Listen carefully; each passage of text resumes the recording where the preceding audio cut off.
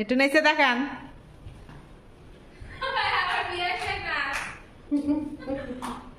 Fine হয়েছে, সুন্দর হয়েছে। আসসালামু আলাইকুম সবাইকে, শুরু করছি ঈদের দিনের ব্লগ। সকাল সকাল উঠে আমার এই যে 2 রকমের সেমাই রান্না হয়ে গেছে অলরেডি।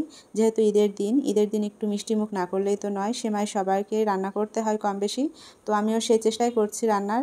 এদিকে এই যে সবাই কিন্তু মাশাল্লাহ বলে যাবেন, যারাই আমার বাবাটাকে দেখছেন সবাই মন থেকে দোয়া করবেন এবং মাশাল্লাহ বলে যাবেন প্লিজ। তো আমার শাশুড়ি মা আমার ছেলেকে নিয়ে এই যে এখানে দাঁড়িয়ে আছে, ও আসলে আমাকে কোনো কাজই করতে দেয় না তেমন। তো আমি মাকে বললাম যে আপনি একটু ওকে নিয়ে দাঁড়িয়ে থাকেন কিংবা হেঁটে বেড়ান, আমি একটু কাজগুলো করে নিই। আর এই যে এদিকে আমি কিন্তু সবগুলো ড্রেস এখানে রেডি করে রেখেছি, আমার বড় ছেলের, ছোট ছেলের এবং ছেলের বাবার, সবগুলো এই যে এখানে ভাগ ভাগ করা আছে। এরই মধ্যে কিন্তু আমি আমার ছোট ছেলেকে গুছিয়ে দিয়েছি। এই যে সবাই কিন্তু মাশাল্লাহ বলে যাবেন প্লিজ। আমার ছোট ছেলের এবছরই প্রথম ঈদ হচ্ছে, এই প্রথম ওর জীবনে ঈদ হচ্ছে। সবাই কিন্তু মন থেকে দোয়া করবেন এবং অবশ্যই মাশাল্লাহ বলে যাবেন। এবং এই যে এটা হচ্ছে আমার বড় ছেলে ফাহিম, আমার বড় ছেলের জন্য সবাই মাশাল্লাহ বলে যাবেন এবং দোয়া করবেন। তো ও আবার ওর ভাইকে দেখতে আসলো, আমি বললাম যে আব্বু দেখো তোমার ছোট ভাইকে সাজিয়েছি, পাঞ্জাবি পরিয়েছি, তুমি দেখে যাও। ও আবার দৌড়ে দেখতে আসলো। আর এটা হচ্ছে আমার আব্বা, আমার 3টে বাবাকে আপনাদেরকে দেখিয়ে দিলাম। সবাই মাশাল্লাহ বলবেন এবং মন থেকে আমার বাবাদের জন্য দোয়া করে যাবেন। তো আমার আব্বা কিন্তু আগে আগেই চলে যাচ্ছে ঈদগাহে নামাজের জন্য, আর এরপরে আমার ছেলেরা যাবে ওর মামার সঙ্গে এবং ওর আব্বুর সঙ্গে একসঙ্গে। আমার আব্বা নামাজে যাওয়ার আগে আমি আবার বললাম যে আব্বা তুমি তোমার 2 নাতিকে নিয়ে একটু দাঁড়াও, আমি তোমাদেরকে ছবি তুলে নিই। তো এই যে আমি ছবি তোলার জন্য তাদেরকে দাঁড় করিয়ে দিয়েছিলাম। এদিকে ফাহিমের আব্বুর সঙ্গে ওর ছোট ভাইকে নিয়ে হাজির ছবি তোলার জন্য, আর ঈদ বোনাস দেওয়াদেই করছে। তো ফাহিম আবার ওর আব্বুর কাছ থেকে মানিব্যাগটা নিয়ে নিল যে আব্বু তোমার মানিব্যাগটা আমাকে দাও, আমি এর ভিতরে টাকা রাখবো। ছবি তোলার পালা এবং দেনা পাওনা সব ঈদ বোনাস দেনা পাওনা মিটিয়ে দিয়ে তারপরে এই যে ওরা নামাজের জন্য বের হয়ে গেছে। এটাই হচ্ছে আমার পরিবার, দেখতেই পাচ্ছেন আমার 2 ছেলে এবং তাদের বাবা। তো আমার সবাই কিন্তু আমার ছেলেদের জন্য দোয়া করবেন অবশ্যই মন থেকে, আমি বারবার বলছি প্লিজ সবাই কিন্তু মাশাল্লাহ বলে যাবেন। আমার এই যে 2 ছেলে এবং তাদের বাবা সবার জন্যই দোয়া করবেন। আর এই যে যে আসছে এ হচ্ছে আমার একমাত্র ভাই জেহাদ, তার জন্য সবাই মন থেকে দোয়া করবেন। তো সবাইকে আমি আবার একটু এখান থেকেই ছবি উঠিয়ে নিচ্ছিলাম। তো সবাই দাঁড়িয়েছিল, আমি ছবি উঠাচ্ছিলাম, আমার ছোট বোনও সঙ্গে ছবি উঠিয়ে নিচ্ছিল। তো সবাই মিলেই কিন্তু একসঙ্গে নামাজে যাচ্ছে। আর দেখতেই পাচ্ছেন ওরা কিন্তু এক রকমের পাঞ্জাবি পরেছে, পাঞ্জাবিগুলো মাশাল্লাহ বেশ ভালো লাগছে, পরে অনেক সুন্দর দেখা যাচ্ছে। আর আমি এই সবগুলো পাঞ্জাবি কিন্তু অনলাইন থেকেই অর্ডার করে নিয়েছিলাম তাদের জন্য। তো যাই হোক, তারা তো নামাজে চলে যাচ্ছে। আর এদিকে দেখুন ছোট ছোট অনেক ছেলেমেয়েরা রাস্তা দিয়ে সব সেজে গুজে কি সুন্দর করে হেঁটে ঈদগাহে যাচ্ছে। এই দৃশ্যটা দেখে কিন্তু আমার একদম খুব ছোটবেলার কথা মনে পড়ছিল, মানে এত বেশি মনে পড়ছিল কি বলবো। তাদেরকে ঈদগাহে পাঠিয়ে দিয়ে আমি দ্রুতই এসে এদিকে রান্নার জিনিসগুলো গুছিয়ে রাখছিলাম, যেহেতু আব্বা নামাজ শেষ করে মাংস নিয়ে চলে আসবে। তো সমস্ত কিছু এই যে আমি রেডি করে রেখেছি। এরই মধ্যে আব্বাও নামাজ থেকে চলে এসেছে এবং আসার সময় এই যে দেখতেই পাচ্ছেন এখানে মাংস নিয়ে এসেছে। মাংসগুলো মাশাল্লাহ খুব ভালো হয়েছিল এবং এখানে 5 কেজি পরিমাণ গরুর মাংস আছে। যেহেতু বাসাতে অনেকগুলো মেহমান আসবে, সবাইকে খেতে দিতে হবে, এজন্য মাংসের পরিমাণটা একটু বেশি আছে। আর এই যে এখানে 2টা বড় সাইজের ব্রয়লার মুরগি আছে, যেহেতু 2 রকমের মাংস রান্না করবো এজন্য ব্রয়লার নিয়ে আসা হলো। আর এই যে এখানে পোলাওর জন্য কিন্তু আমি পানিটা গরম করতে দিয়ে দিয়েছি। আর এদিকে চালটা ভেজে নিচ্ছি, পোলাওয়ের চালটা খুব ভালোভাবেই ভেজে নিব এবং একটু বড় হাঁড়িতে দিয়েছি, এতে করে ভাজতে সুবিধা হবে। আর পোলাওয়ের ভাত কিন্তু একটু বড় হাঁড়িতে রান্না করলে সুবিধা হয়। ডিমগুলো আমি ধুয়ে রেখে দিয়েছি ডিম রান্নার জন্য। আর এই যে এদিকে আমার মুরগি কাটা হয়ে গেছে, এর মধ্যে আমি 2টা মুরগি কেটে নিয়েছি, তবে এখানে সলিড মাংসগুলোই নিয়েছি, বাড়তি কোনো কিছুই আমি নেইনি, সব কিছু রেখে দিয়েছি ফ্রিজে, ওগুলো অন্য আর একদিন রান্না করে দেওয়া যাবে। আজকে যেহেতু মেহমানকে খাওয়াবো এর জন্য সলিড মাংসগুলোই নিয়ে নিয়েছি। এখন আমি মাংসগুলো খুব ভালোভাবে ধুয়ে পরিষ্কার করে নিচ্ছি, যেহেতু ব্রয়লারের মাংস। এই যে আমার মাংসগুলো ধোয়া হয়ে গেছে, আমি খুব ভালোভাবে ধুয়ে নিয়েছি। আর এই যে এদিকে আমি এখন গরুর মাংসগুলোও ধুয়ে নিচ্ছি, যেহেতু চুলাতে পোলাওয়ের ভাতটা আমি আগে বসিয়েছি এজন্য মাংসগুলো সব কিছু কেটে রেডি করে রাখছি। তো আমার পোলাও ভাতটা কিন্তু এই যে দেখতেই পাচ্ছেন অলরেডি হয়ে গেছে। আমি উপর দিয়ে বেরেস্তা ছড়িয়ে দিচ্ছি এবং বড় সাইজের একটি হাঁড়িতে আমি ভাত রান্না করেছি, যেহেতু বাসাতে অনেকগুলো মেহমান আসবে এজন্য ভাতের পরিমাণটাও একটু বেশি করতে হয়েছে।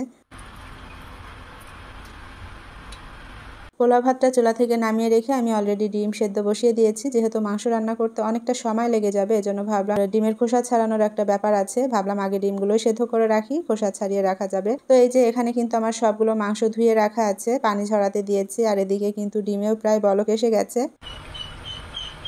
তো ডিমটা নামিয়ে নিয়ে এই যে আমি প্রথমে মুরগির মাংসটা রান্না করব, তার জন্য এখানে পেঁয়াজ ভেজে নিচ্ছে আগে।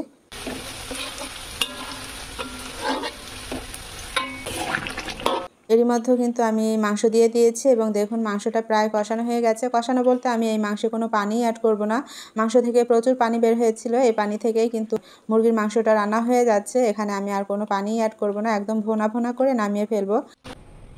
মুরগির মাংসটা কিন্তু রান্না হয়ে গেছে, দেখতেই পাচ্ছেন অনেকটা লোভনীয় হয়েছে আর একদম ভোনা ভোনা করেছি, কোনো ঝোল রাখিনি আমি। এখন ওর উপর দিয়ে কিছুটা বেরেস্তা ছড়িয়ে দেব। আর দেখতেই পাচ্ছেন দুইটা কলিজা আমি উঠিয়ে রেখেছি আমার ছোট ছেলের জন্য। ও এখনও কোনো কিছুই খেতে পারে না ঠিক মতো তেমন, তাই ওর জন্য আমি কলিজা দুইটা আলাদা করে রেখে দিলাম, দেখি খায় কিনা। একটু হলেও খেলে আমার কাছে ভালো লাগবে, যেহেতু বছরের একটা দিন। যাই হোক, মুরগির মাংসটা নামিয়ে রেখে এখন আমি গরুর মাংসের জন্য প্রস্তুতি নিচ্ছি, গরুর মাংস রান্নার জন্য। তো গরুর মাংসের জন্য এখানে অনেকটা পরিমাণ পেঁয়াজ দিয়ে আমি ভেজে নিচ্ছি আগে। আর এই যে দেখুন এর মধ্যে কিন্তু গরুর মাংসের মশলাটাও কষানো প্রায় হয়ে এসেছে। এখন আমি এর ভিতরে মাংসগুলো দিয়ে দিচ্ছি।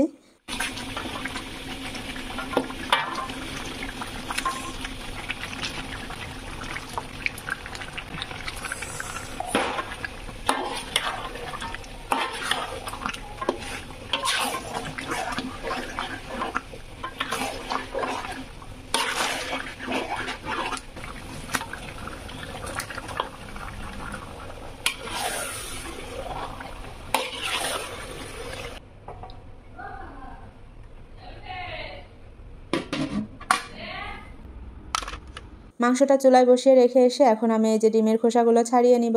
সবগুলো ডিমের খোসা ছাড়িয়ে নিয়েছি। এখন আমি চুলার পিঠে যাব।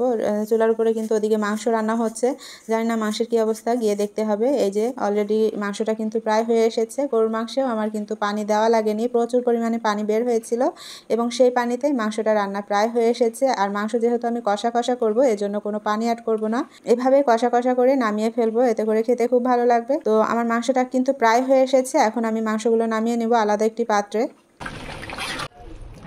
সবগুলো মাংস আমি একটি বড় পাতিলে উঠিয়ে রাখছি, যেহেতু এখানে অনেকটা পরিমাণ মাংস, একটু বড় পাতিল না হলে আসলে ধরবে না, এজন্য বড় একটি হাঁড়ি নিয়েছি, তার ভিতরে আমি সবগুলো মাংসই উঠিয়ে রাখছি। মাংসগুলো উঠিয়ে আমি তার উপর দিয়ে সুন্দরভাবে বেরেস্তা ছড়িয়ে দিয়েছি। এখন এক সাইডে রেখে দিব। এদিকে আমার ডিমগুলো ভেজে নিচ্ছি। ডিমটা ভুনা হলে মোটামুটি রান্নাটা শেষ হয়ে যায়। আর এদিকে মেহমানও কিন্তু সব চলে আসছে, যেহেতু এক হাতে আমাকে সব কিছুই করতে হচ্ছে। ওদিকে ঘর গোছানো, এদিকে রান্না বান্না সব কিছুই আমাকে এক হাতেই করতে হচ্ছে, হেল্প করার জন্য আসলে কেউ নেই। আর একা হাতে ছোট বাচ্চাকে নিয়ে এত কিছু করা আসলে অনেক কষ্টের হয়ে যায়। ঈদের একটি দিন, এখন অলরেডি প্রায় 2টা বেজে গেছে, এখনও পর্যন্ত আমার গোসল হয়নি। তো এদিকে আমি মেহমানদের জন্য এই যে খাবার সব কিছু রেডি করে রেখেছি, এখন সবাই খেতে বসবে। সমস্ত আত্মীয় স্বজন মেহমানদেরকে খাইয়ে এখন আমি এই যে আমার ছোট ছেলেকে খাওয়াতে বসেছি। তো ওকে খাওয়াতে খাওয়াতে আমার ছেলেটা কোলেই ঘুমিয়ে গেছে। আর এর মধ্যে কিন্তু এখন বিকাল 4টা বাজে, এখনো অবধি আমার গোসল হয়নি, বছরের একটা দিন। তো দেখুন এই যে আমার ছেলেটা ঘুমিয়ে গেছে। সবাই কিন্তু মাশাআল্লাহ বলবেন প্লিজ। আমি এখন আমার ছেলেকে শুয়ে রেখে তারপরে যাব, দেখি ওদিকে বাইরে আরো কিছু কাজ আছে, সেগুলো করে তারপরে গোসল করব। এদিকে আমাদের সেই মামি, এই যে দেখুন নতুন শাড়ি আমার মা দিয়েছিল, সেই শাড়িটি পরে দেখাতে এসেছে। মামিকে বেশ মাশাআল্লাহ অনেক সুন্দর দেখাচ্ছিল। আমি আবার বলছিলাম যে মামি আপনি কুচি দিয়ে কেন শাড়ি পরেননি? মামি বললো যে না, কুচি দিয়ে পরিনি, আমি 8 পেরে করে শাড়ি পরেছি। তো মামি আবার কিন্তু সুন্দরভাবে আমাদেরকে একটু নেচে দেখাচ্ছিল।